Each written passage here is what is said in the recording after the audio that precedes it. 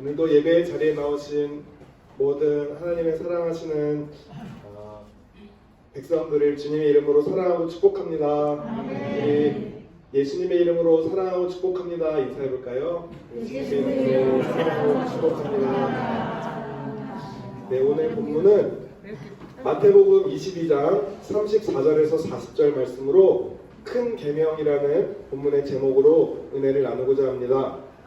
오늘 본문은 바리새인들이라는 율법을 지키는 열심을 율법 지키는 자가 예수님을 시험하고자 했어요. 그 시험의 내용은 많은 성경에 율법들이 있는데 그 율법 중에 어느 게 가장 큰 계명이냐? 그런데 예수님이 첫째로 하나님을 사랑하고 둘째로 이웃을 사랑하는 거다. 아마 이 본문 많이 들어보셨을 거예요. 그런데 첫째 계명이 하나님을 사랑한다고 하는데 어떻게 하면 하나님을 사랑하는지 구체적인 방법이 나오지 않죠. 그래서 어떻게 하면 하나님을 사랑하는 건지 아시는 분? 네, 정기영 분. 내 몸과 같이 하나님을 사랑한다. 내 몸과 같이 하나님을 사랑한다. 내 몸을 어떻게 제가 좀 이해가 안 되는데 저도 생각을 해봤어요. 하나님을 사랑하는 게 뭐지? 근데 이제 일반적으로 하나님을 사랑하면 떠오르는 게 하나님의 계명을 지키는 것인가?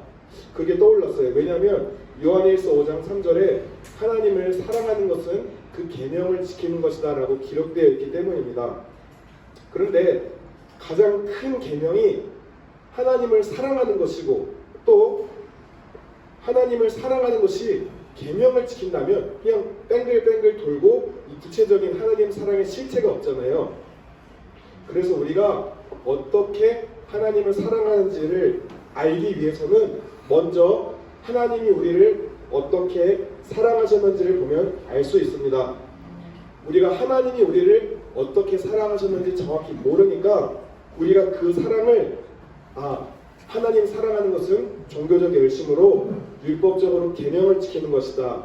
오늘 이 성경시대의 바리새인들은 철저하게 율법을 지키고 율법과 절기와 계명들을 지키는 데 힘을 쓴 사람이에요. 그런데 그게 하나님을 사랑하는 게 아니라고 말씀하십니다. 오늘날은 어떤가요?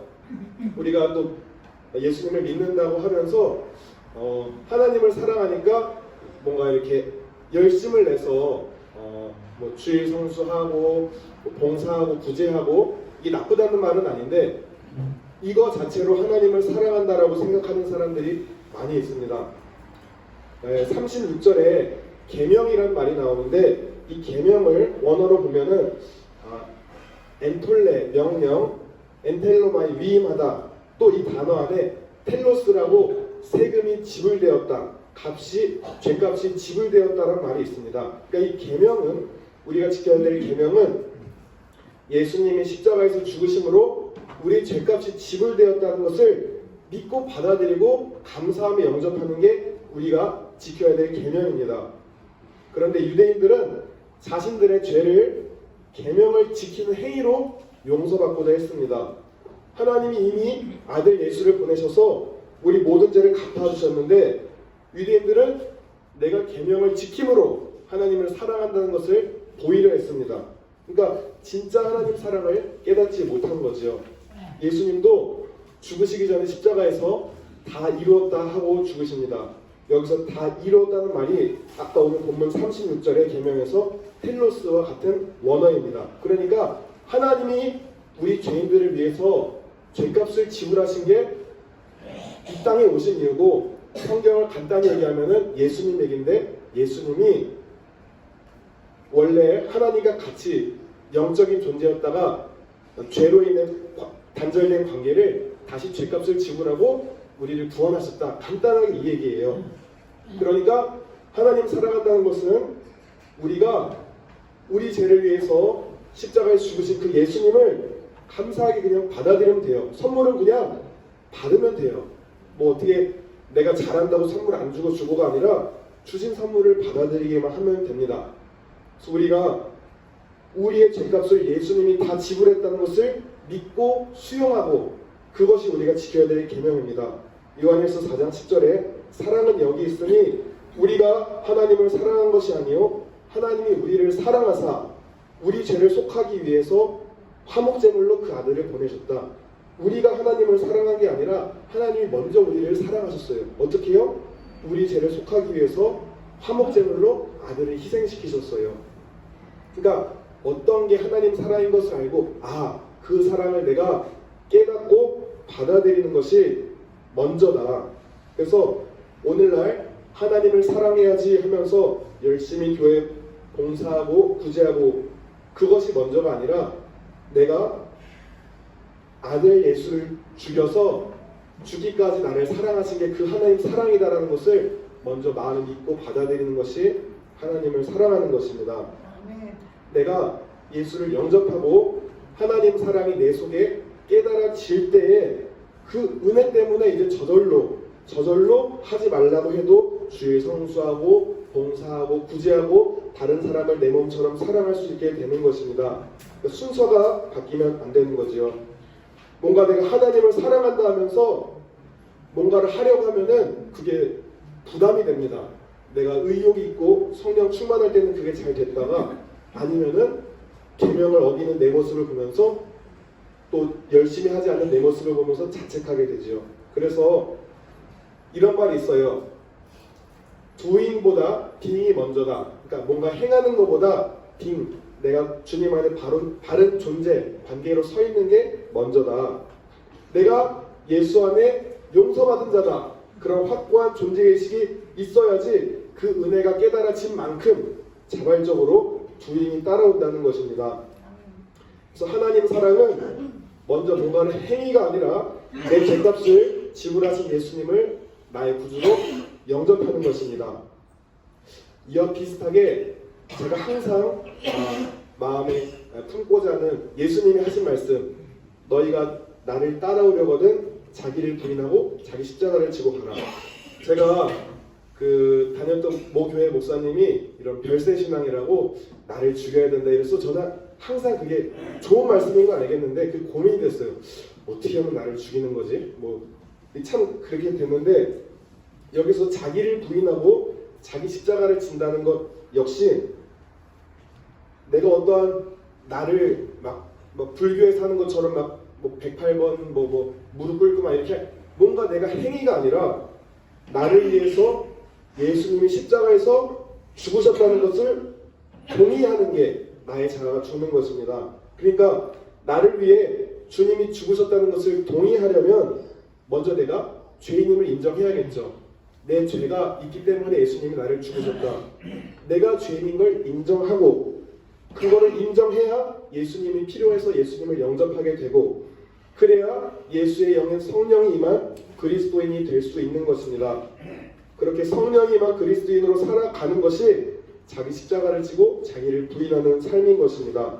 그러니까 내가 예수님이 나를 위해 죽으셨다는 것을 믿고 받아들이고 내 죄가 큰 만큼 용서받은 게 큰 만큼 저절로 그렇게 신앙생활 또 믿음생활이 되어진다는 것입니다.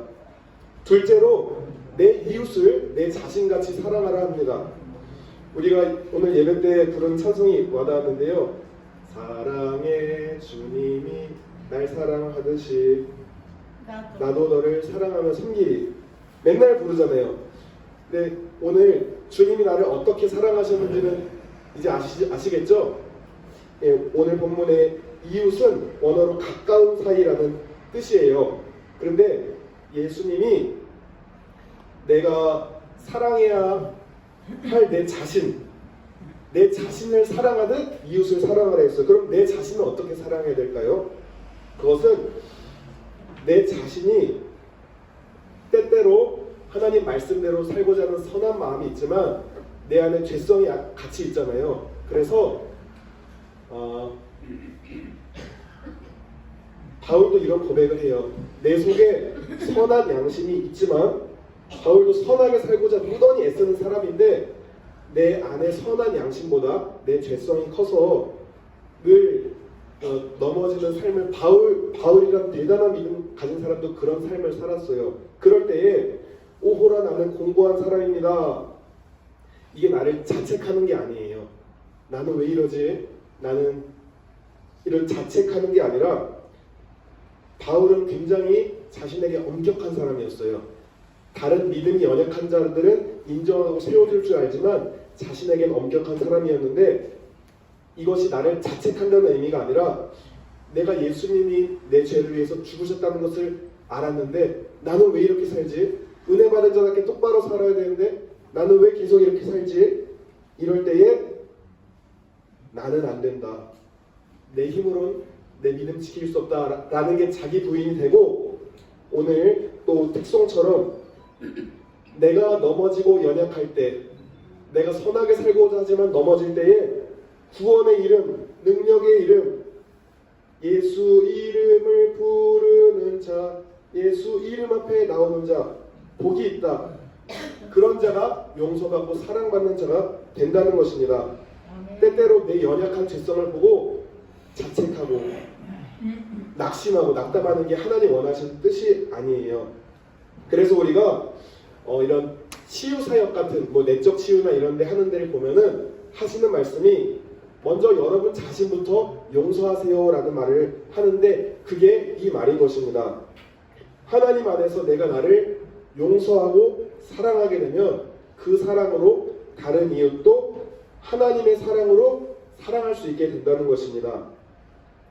그래서 오늘 40절에 하나님 사랑, 이웃 사랑 이 두 계명은 모든 계명이 이 안에 속했다 보는 거예요. 그러니까 이 두 개만 제대로 알고 지키면 모든 계명을 지킨다는 말이에요.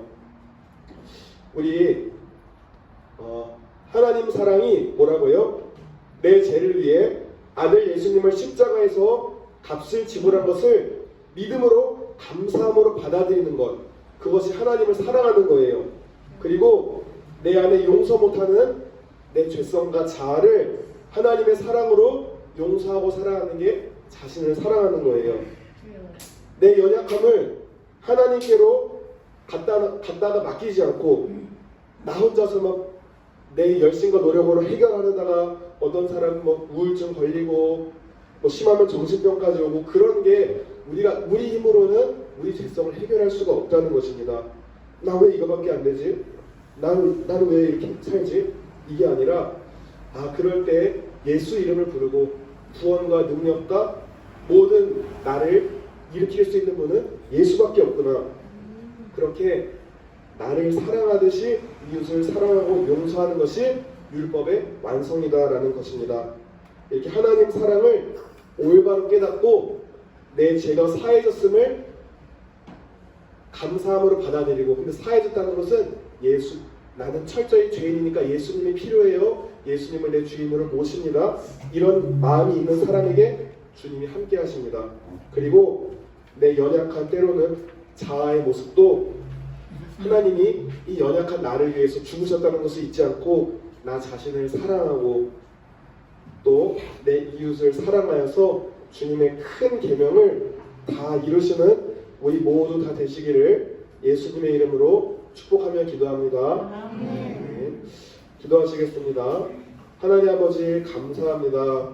아버지, 바리새인들은 주님을 시험하고자 그렇게 못된 질문을 했지만 전지전능하신 예수님이 정말로 가장 큰 계명이 무엇인지 이렇게 밝히 알려주시니 감사합니다.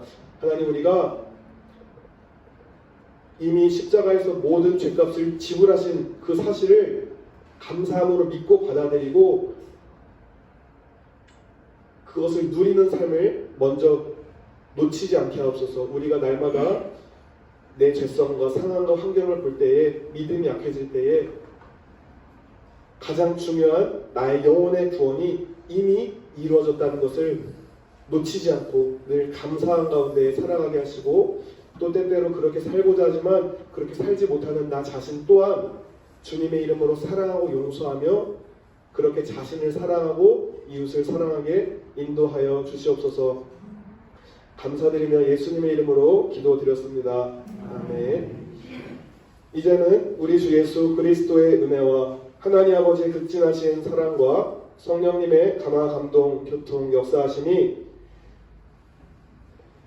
나의 죄를 이미 치르신 하나님을 감사하고 또 그 하나님께 사랑하며 또 나 자신을 사랑하며 내 이웃을 건강하게 사랑하기로 결단하는 우리 어르신들과 자녀손들과 어르신들을 섬기는 모든 선생님들 위해 이 기업 위에 이제부터 영원토록 함께 계실지어다. 아멘.